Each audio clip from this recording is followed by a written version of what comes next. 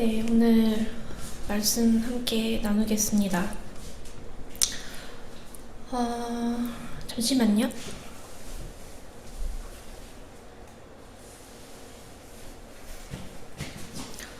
네, 오늘의 말씀은 창세기 45장 1절부터 15절 말씀인데요. 제가 약간 어린이 스타일로 준비를 해보았습니다. 함께 말씀 제가 먼저 읽고 그 다음에 따라 읽어주셔서 교독하시면 되겠습니다. 제가 먼저 읽겠습니다. 요셉이 시종 많은 자들 앞에서 그 정을 억제하지 못하여 소리질러 모든 사람을 자기에게서 물러가라 하고 그 형제들에게 자기를 알리니 그때 그와 함께한 다른 사람이 없었더라. 요셉이 큰 소리로 우니 애굽 사람에게 들리며 바로의 궁중에 들리더라. 요셉이 그 형들에게 이르되 나는 요셉이라. 내 아버지께서 아직 살아계시니까. 형들이 그 앞에서 놀라서 대답하지 못하더라. 요셉이 형들에게 이르되 내게로 가까이 오소서. 그들이 가까이 가니 이르되 나는 당신들의 아우 요셉이니 당신들이 애굽에 판 자라. 당신들이 나를 이곳에 팔았다고 해서 근심하지 마소서. 한탄하지 마소서. 하나님이 생명을 구원하시려고 나를 당신들보다 먼저 보내셨나이다. 이 땅에 2년 동안 흉년이 들었으나 아직 5년은 밭갈이도 못하고 추수도 못할지라. 하나님이 큰 구원으로 당신들의 생명을 보존하고 당신들의 후손을 세상에 두시려고 나를 당신들보다 먼저 보내셨나니 그런즉 나를 이리로 보낸 이는 당신들이 아니요 하나님이시라. 하나님이 나를 바로에게 아버지로 삼으시고 그 온 집의 주로 삼으시며 애굽 온 땅의 통치자로 삼으셨나이다. 당신들은 속히 아버지께로 올라가서 아뢰기를 아버지의 아들 요셉의 말에 하나님이 나를 애굽 전국의 주로 세우셨으니 지체 말고 내게로 내려오사. 아버지의 아들들과 아버지의 손자들과 아버지의 양과 소와 모든 소유가 고센 땅에 머물며 나와 가깝게 하소서. 흉년이 아직 5해가 있으니 내가 거기서 아버지를 봉양하리이다. 아버지와 아버지의 가족과 아버지께 속한 모든 사람에게 부족함이 없도록 하겠나이다 하더라고 전하소서. 당신들의 눈과 내 아우 베냐민의 눈이 보는 바 당신들에게 이 말을 하는 것은 내 입이라. 당신들은 내가 애굽에서 누리는 영화와 당신들이 본 모든 것을 내 아버지께 아뢰고 속히 모시고 내려오소서. 자기 아우 베냐민의 목을 안고 오니 베냐민도 요셉의 목을 안고 오니라. 요셉이 또 형들과 입맞추며 안고 오니 형들이 그제서야 요셉과 말하니라.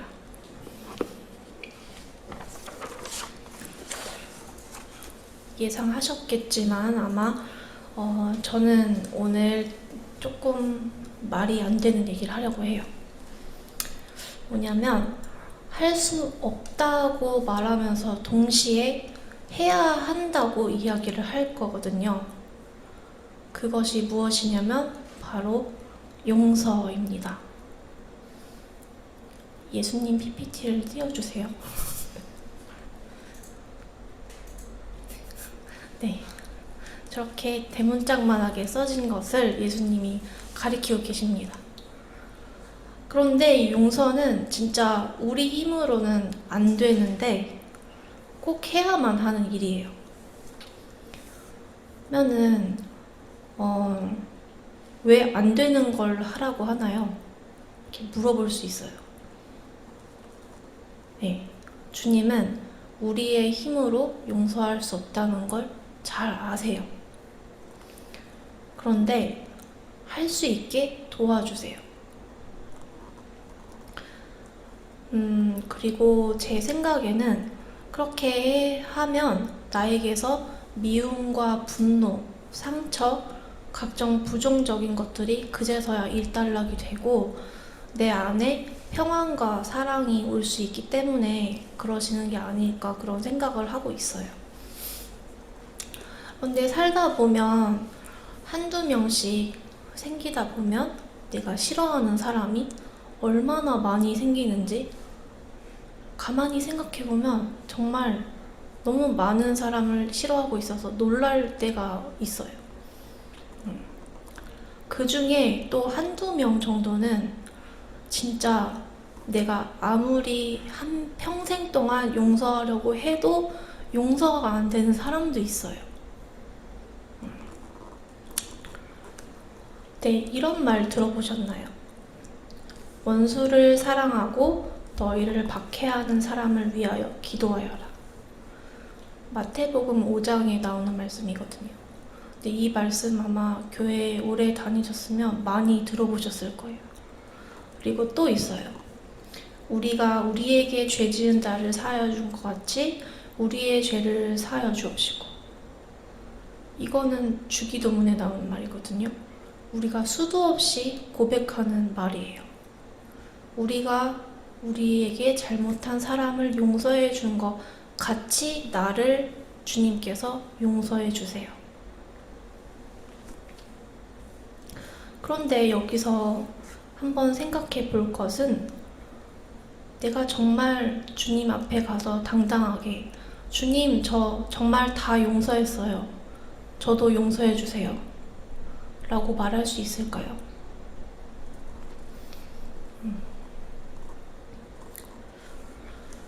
근데 저는 오늘 이 말씀을 하는 이유는 저를 포함한 모든 사람을 정죄하려고 이 말씀을 가져온 건 아니에요. 오히려 우리 모두에게 선포되어야 할 말씀이라고 생각해서 가지고 왔습니다. 그래서 오늘 본문 이야기의 주인공은 제가 앞서 이야기한 이 하나님의 명령을 잘 수행한 한 사람의 이야기예요. 이름은 요셉인데요. 요셉은 용모가 굉장히 준수하고 그리고 아버지 야곱의 정말 편애를 받아서 형들의 시기를 살 정도로 편애를 받은 사람이에요. 그래서 야곱은 요셉에게만 정말 귀하다는 채색 옷을 입히고 그리고 요셉은 그런 사랑이 너무 당연한 줄 알고 자라면서 눈치 없이 자신이 꾼 꿈 얘기를 하면서 자신의 형들, 심지어 어머니 아버지까지 자기를 섬기게 될 거라는 얘기를 할 정도로 철이 없었던 것 같아요. 예. 그런 요셉을 형들은 정말 죽기까지 미워했는데 정말 미워서 정말 죽이려고 했어요. 그러다가 죽이진 않고 이집트 대상에게 노예로 팔아 넘겼죠. 그거는 사실 죽어도 상관없다는 뜻이에요. 이렇게 노예 생활을 하면서 누명까지 쓰게 된 요셉은 감옥까지 가서 정말 고생을 정말 심하게 했는데 하나님의 은혜로 이집트 총리가 됩니다. 그런데 자신을 죽이려고 했고 노예로 팔아넘긴 형들을 마주치게 되죠. 여기까지 보면 아침 드라마가 생각나지 않으세요? 이것은 우리가 정말 상상을 해서 막장으로 쓸만한 이야기인데 여기서 반전은 여기서 일어나요. 이 형들을 마주친 요셉은 막장 드라마와는 달리 형들을 자신이 용서했으며 요셉을 이집트로 보내신 분은 형들이 아니라 하나님이라는 이야기를 해요.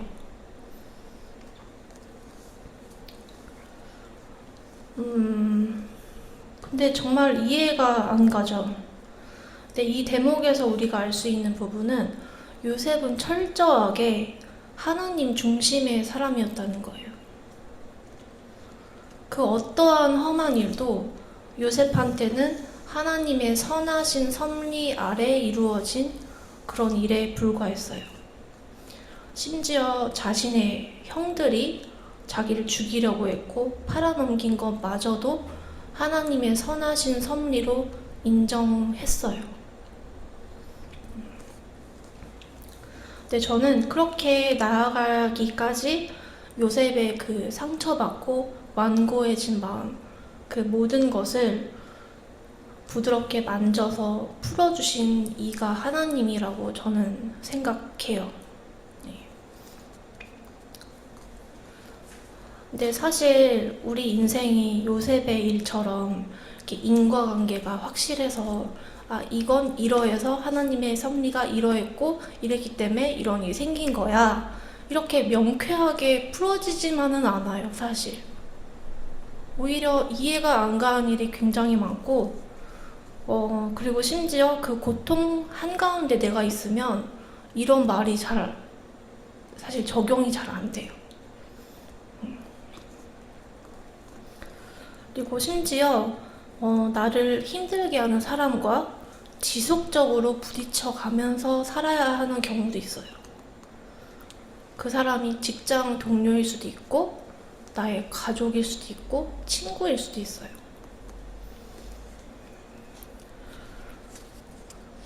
그럴 때 나는 이것마저 주님의 선하신 섭리임을 선포할 수 있을까요?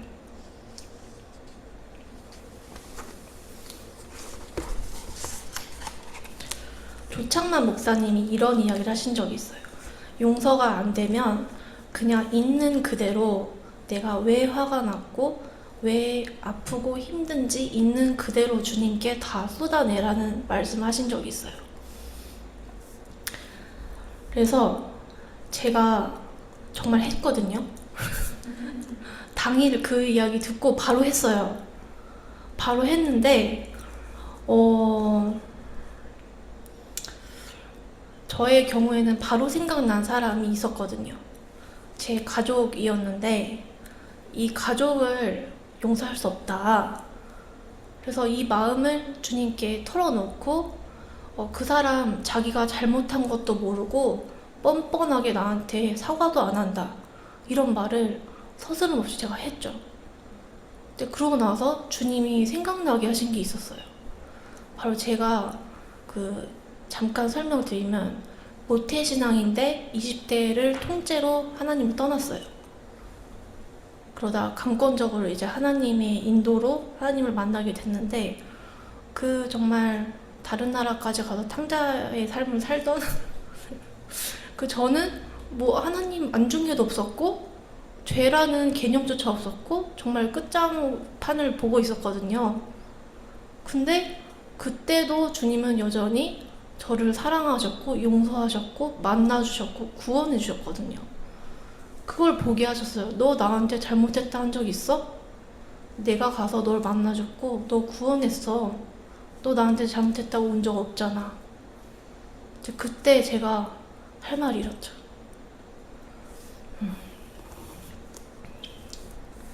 그래서 로마서 5장 8절을 보면 우리가 아직 죄인 되었을 때에 그리스도께서 우리를 위하여 죽으심으로 하나님께서 우리에 대한 자기의 사랑을 확증하셨느니라 라고 합니다.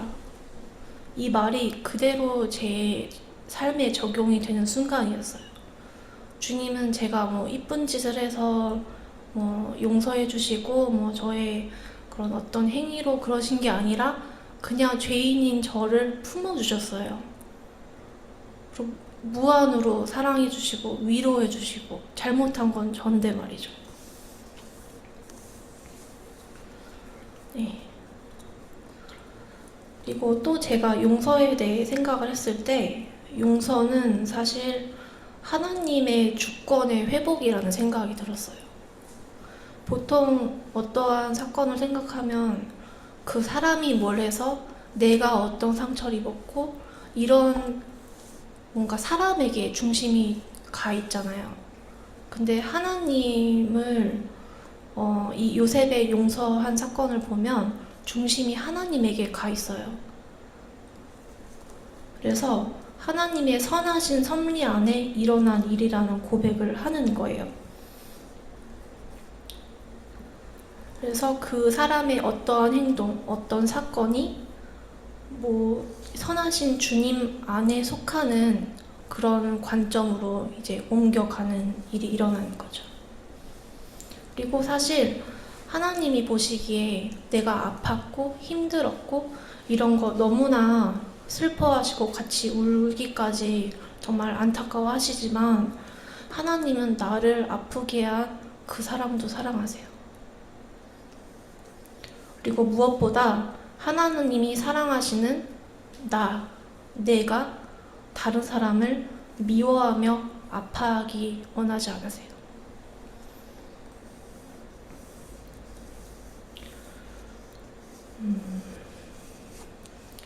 그래서 기도를 막 하다 보면은 내가 이 사람을 용서한 것 같은데 이런 생각이 들 때가 있어요.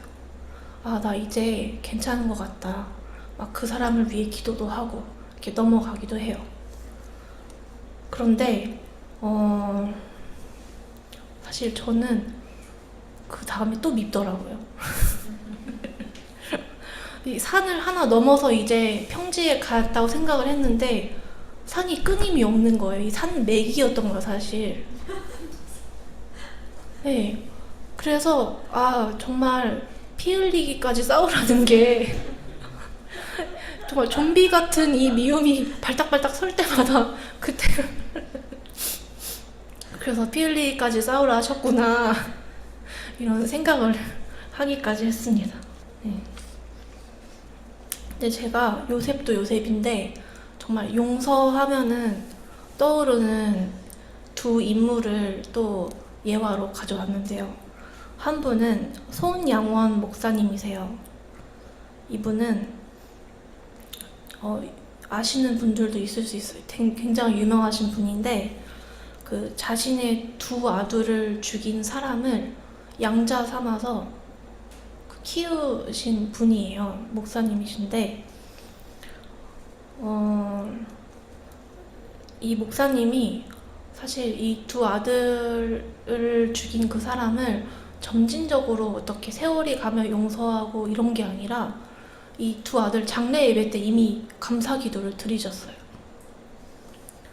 그래서 감사의 내용은 두 아들이 순교의 영광을 누리시게 해주신 하나님께 감사, 그리고 아들들을 죽인 원수를 회개시켜서 아들로 삼고 싶은 사랑의 마음을 주신 하나님께 감사.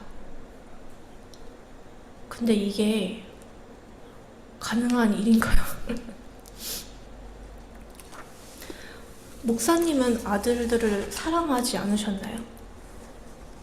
아니면 마음이 약간 감정이 문제가 있으신 건가요? 아니, 목사님은 정말 무섭도록 하나님 중심의 사람이었어요.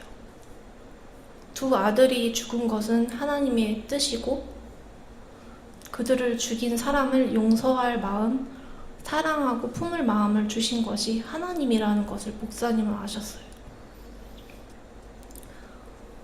그리고 제 두 번째 예화의 주인공은 저희 조창만 목사님이 아니라 제 사역지 목사님이에요. 이렇게 말씀드려서 죄송합니다. 왜냐면 정말 엊그제 있었던 일이라 제가 급하게 이게 넣었는데 저희가 교역자 워크숍에 다녀왔거든요. 근데 같이 사역하시는 전도사님이 이제 두 분이 더 생기셨는데 그 전도사님 중에 한 분이 좀 다른 분들과 다르시다는 걸 저는 알고 있었어요. 근데 사건이 생긴 거예요. 그 회의 시간에 제가 유인물을 드렸는데 안 펴시는 거예요, 그거를. 그래서 목사님이 이게 인격적으로 말씀을 하셨어요. 이거 펴주시라고 그랬더니 필요 없다는 거예요. 그래서 목사님이 전도사님 이럴 때는 같이 펴서 들어주셔야 됩니다. 이렇게 좋게 이야기를 하셨어요. 그랬더니 벌떡 일어나서 고래고래 소리를 지르면서 내가 이딴 구질구질한 데서 이런 취급을 당할 이유가 있는 줄 아냐고 정말 그렇게 하신 거예요. 그래서 제가 순간 모두가 얼었어요. 모두가 얼어서 저는 그냥 속으로 끝났구나. 끝났다고 생각을 했어요. 근데 그 순간에 목사님을 위한 기도가 나오더라고요. 목사님을 도와달라고. 근데 목사님이 놀랍게도 그분을 품으시는 거예요. 그분을 뭐 이렇게 제가 너무 충격받아서 사실 기억을 좀 잃었어요.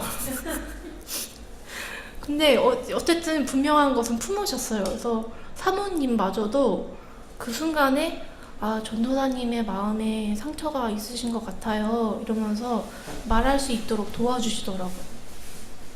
그래서 심지어 그 다음 날에 사모님이 그 사건을 이야기하셨어요. 아, 어제요, 전도사님. 이러길래 전 한 소리 하시는 줄 알았어요.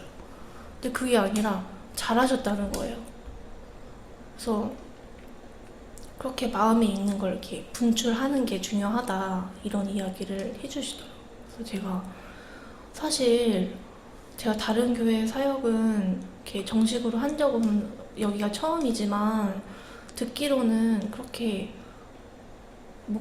담임 목사님께 그런 식으로 하는 거 얘기도 못 들었을 뿐더러 그것이 그렇게 전개가 된다는 것은 상식적으로 이해하기 힘든 일이거든요. 근데 참 그것을 품는 것도 그것을 보는 것도 저에게 큰 놀랍고 충격적인 일이었습니다. 네. 그래서 저는 그렇게 생각해요. 저희 담임 목사님이 그 인간의 마음에 머물렀다면 이렇게 목사님께 그런 인격적인 모독과 수치를 준 사람을 이렇게 품지는 않으셨을 것 같은데 그 하나님의 시선에서 긍휼한 마음을 품으셨던 것 같아요. 그래서 용서는 그 나 중심에서 하나님으로 옮겨가는 것이라는 생각을 했고, 그래서 내가 용서할 수 없는 사람과 그런 일도 허락하신 분이 하나님이시고, 그리고 그러한 일이 나에게 유익이 되는 시간임을 인정하고 하는 게 감사해야 하면 좋겠다는 생각을 했어요. 근데 제가 유익이라는 단어를 썼는데요. 사실 이 단어가 시험에 들 수 있는 단어라 생각을 해요. 나는 피 흘리며 힘든데 유익이라는 말을 쓰다니 이렇게 화를 낼 수 있잖아요. 근데 이게 참 어려운 고백인데 이건 사실 남이 그렇게 고백하라 하기보다 본인이 스스로 해야 되는 고백이긴 해요. 근데 하나님의 자녀에게는 힘든 시간마저 선하게 쓰시는 하나님의 의도가 분명히 있다는 거를 저는 그래도 말씀드리고 싶어요. 그리고 조창만 목사님처럼 나에게 이 고백이 힘들다면 차라리 있는 그대로 하나님께 그 사람을 고발하세요. 그래서 나의 굳은 마음, 잔뜩 응어리진 마음을 하나님께 있는 그대로 드리고, 그리고 주님의 말씀, 용서라는 거 알면서 순종하지 못하는 나를 그냥 있는 그대로 주님께 내어드리고, 그리고 작은 일에도 정말 쉽게 마음 상하고 사랑을 미워하는 내가 이제는 하나님의 은혜로 원수를 품고 사랑하기까지 나아가기를 소망합니다. 그리고 내가 다른 사람을 미워하고 용서할 수 없는 마음을 넘어서 이제는 하나님의 마음을 알고 하나님의 시선으로 내가 용서할 수 없는 사람을 바라보기까지 나아가기를 원합니다. 그래서 용서해도 믿고 또 믿고 계속 믿고 주님께 구했는데 또 믿고 그 끈질긴 싸움을 정말 피 흘리기까지 하기를 원합니다. 그래서 철저하게 하나님의 사람으로 거듭나기를 원합니다. 그래서 이제 요셉의 이야기를 했다면 저는 요셉의 형들 이야기도 하고 싶어요. 네. 그들은 요셉이 정말 죽이기까지 미웠던 사람들이죠. 근데 요셉이 진짜 얄밉게 행동하긴 했어요. 자기는 일도 안 하면서 섬김 받을 거라고 너네가 나한테 절할 거야 이런 얘기 하면은 그런 얘기 왜 하나요?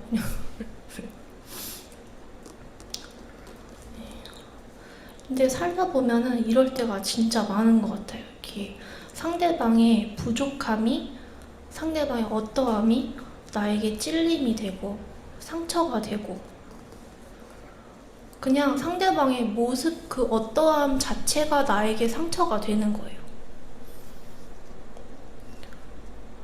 근데 그런 사람이 그냥 지나다 만난 사람이면 그냥 넘기면 그만이에요. 너 왜 저래? 이러고 넘기면 돼요. 근데 그 사람이 나의 직장에 있다면 그냥 만나는 친구 무리 중에 한 명? 그런 친구들 있잖아요. 아니면 최악의 경우에 가족이면 평생 봐야 돼요. 그럼 어떻게 해야 하나요?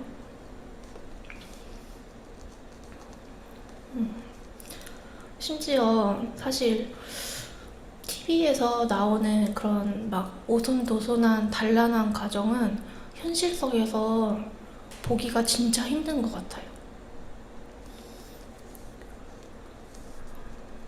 현실에서 이제 좀 깊은 얘기를 어떤 사람과 하다 보면 상처 얘기를 많이 하잖아요. 그러면 자기 가족한테 받은 상처를 털어놓는 경우 진짜 많거든요.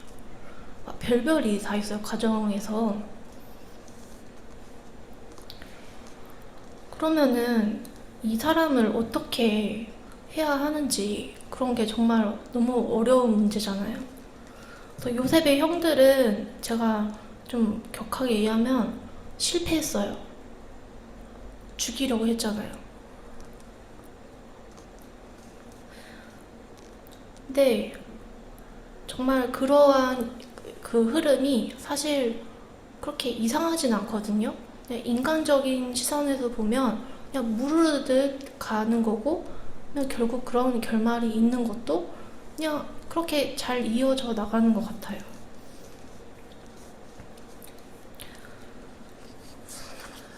그런데 성경은 안타깝게도 사랑할 만한 사람을 사랑하라고 하지 않고 있어요. 마태복음을 보면 5장 43절부터 48절 말씀에 내 원수를 사랑하고 나를 핍박하는 이를 위하여 기도하라고 하셨죠.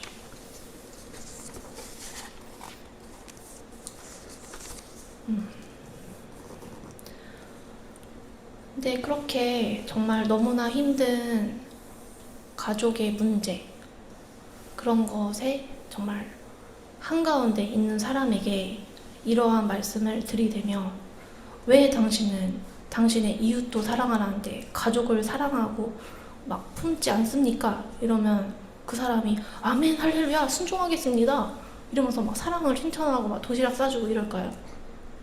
전혀 아니거든요. 그런 피해자한테 가해자를 용서하는 일은 사실 그렇게 자연스러운 일은 아닌 것 같아요. 그러면 어떻게 해야 하는 것인지. 참 이렇게 살다 보면은 말씀과 현실 사이에 그 간극에 설 때가 너무나 많아요. 성경은 분명히 이렇게 말하는데 안 되는데 어쩌라는 거지? 이 중간에서 왼쪽 오른쪽 사이를 계속 보다 보면 그 가운데 있는 나는 뭔지 모르겠어요. 근데 이렇게 만약에 정말 극심한 상황이 있는 경우에는 저는 개인적으로 그냥 하나님을 절실히 붙들면서 견디라고 말하고 싶어요. 네. 그냥 견뎌라. 네. 그렇게 불의 연단 같은 상황 속에 있는 것 같은 그 상황에 그 견딜 힘을 주실 분은 하나님밖에 없어요. 그리고 그 상황이 끝나면 하나님의 치유하심과 위로하심 아래 자신을 온전히 내어드렸으면 좋겠어요. 하나님은 나를 많이 인내하고 정말 많이 기다려주시는 분이세요. 그러다가 이제 때가 되면 나를 용서라는 벼랑 끝에 날아오르게 하세요. 오늘 요셉의 경우가 그러한데요. 요셉은 처음에 형들이 정말 미웠을 거예요. 복수를 꿈꿨을지도 몰라요. 근데 주님과 동행하며 시간이 많이 흐르고 그 형들을 마주치는 그 순간이 왔을 때 주님을 의지해서 용서라는 벼랑에서 날아올랐어요. 그리고 요셉의 형들은 그러한 요셉의 행동을 통해 그들의 크나큰 죄가 요셉에게 용서받고 품어지고 구원받는 그런 경험을 통해 하나님의 사랑을 경험했죠.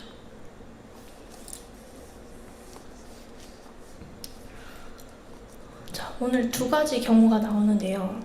요셉처럼 나의 원수를 품고 용서하고 사랑하는 경우, 아니면 요셉의 형들처럼 나를 찌르고 분노케 하는 그 사람을 미워하고 복수하는 그런 경우가 있어요. 근데 답이 나와 있다는 걸 사실 누구나 알아요. 정답은 있는데 그 답을 말하기 위해 때로 우리는 억지를 쓰기도 해요. 나도 요셉처럼 돼야 돼. 나 꼭 용서해야 돼. 그래서 마음에 억지로 용서를 강요하고 스스로에게 상처로 가득한 나의 그 마음이라는 책, 그 마지막 장에 생뚱맞게 용서를 쓰고 그냥 덮어버리는 경우도 있어요. 그러고 나서 그 일이 생각이 나면 나 그거 용서했어 이러고 어물쩍 넘어가는 거예요. 근데 정말 그 일을 다시 직면했을 때 내 마음에 샘솟는 미움과 상처, 분노들을 보며 좌절하기도 하죠.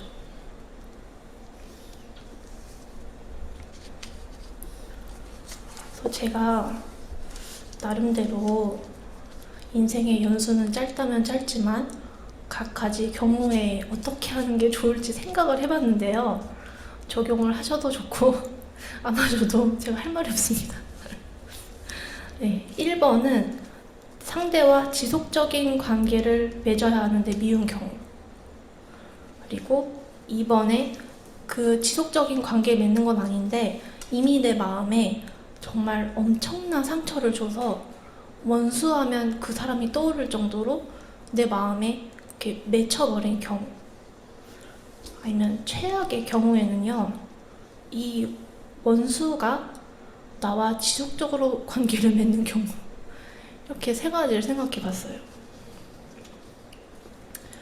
그래서 일단 이렇게 첫 번째 상황인 지속적으로 관계를 해야 하는데 미운 경우는 정말 하나님이 이 관계와 이런 반복되는 상황 속에서 나에게 무엇을 바라시는지 이것을 이해하는 것이 필요하다는 생각을 했어요. 근데 대부분의 경우 가장 많이 동반되는 것이 중에 하나가 인내인 것 같더라고요. 그래서 나를 찌르고 억누르고 분노케 하는 그 사람과 정말 어쩌면 매일 마주하면서 내 안에 이 분노를 나는 서서히 죽여야 돼요.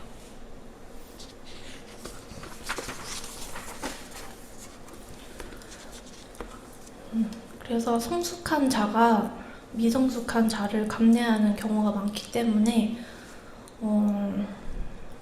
근데 제가 생각을 했을 때 이러한 경우에 우리는 나의 어떠한 허물도 죄악도 부족함도 심지어 주님을 향한 나의 이런 공격과 도발도 품어졌던 주님의 그 사랑을 이제 내가 다른 사람에게 실천하는 그런 상황이라고 생각을 해요.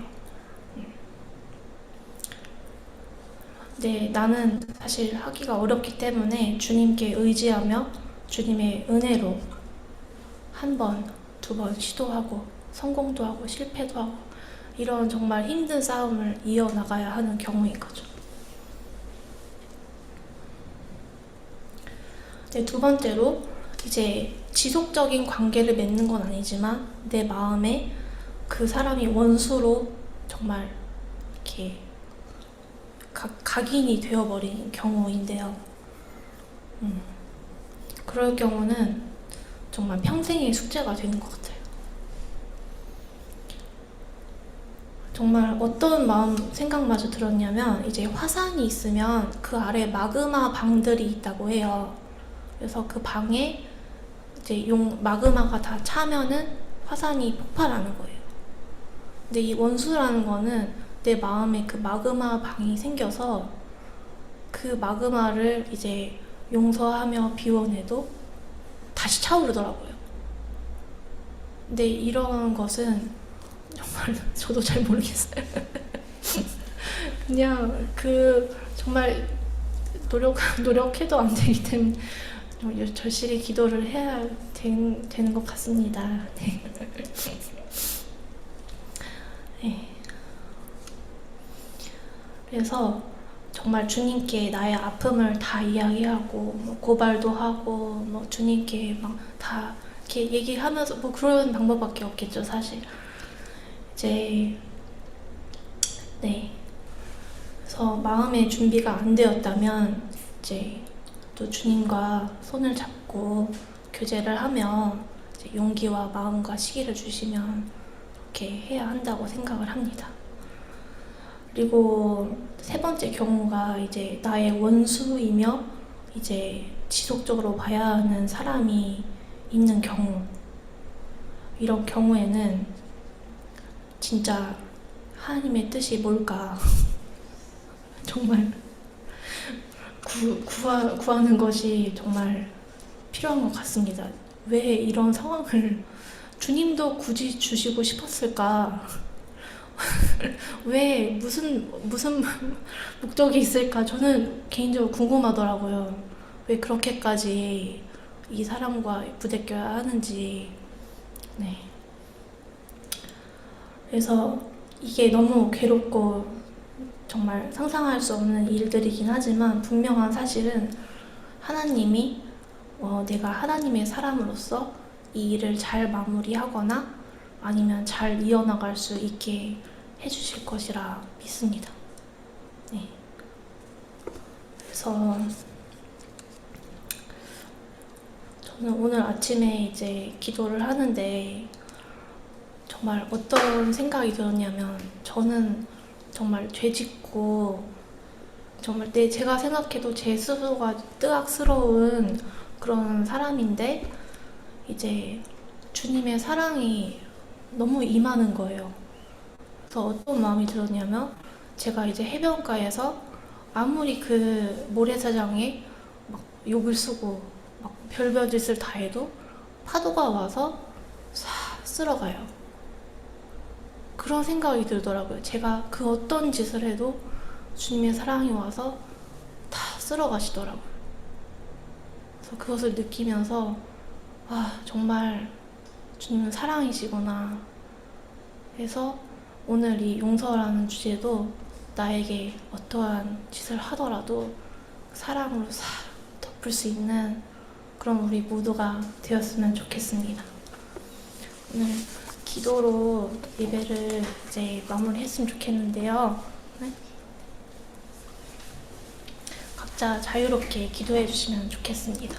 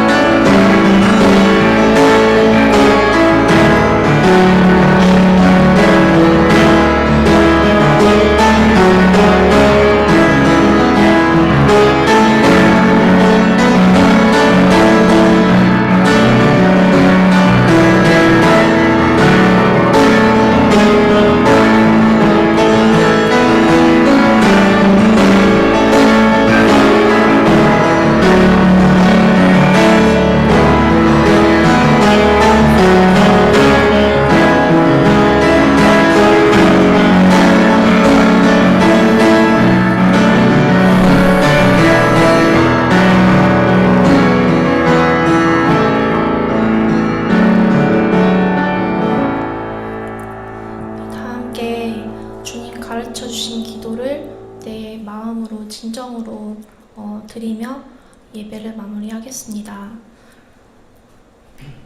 하늘에 계신 우리 아버지여, 우리 거룩히 여김을 받으시오며 나라가 임하옵시며 뜻이 하늘에서 이루어진 것 같이 땅에서도 이루어지이다. 오늘날 우리에게 일용할 양식을 주옵시고 우리가 우리에게 죄 지은 자를 사하여 준 것 같이 우리의 죄를 사하여 주옵시고 우리를 시험에 들게 하지 마옵시고 다만 악에서 구하옵소서. 대개의 나라와 권세와 영광이 아버지께 영원히 있사옵나이다. 아멘.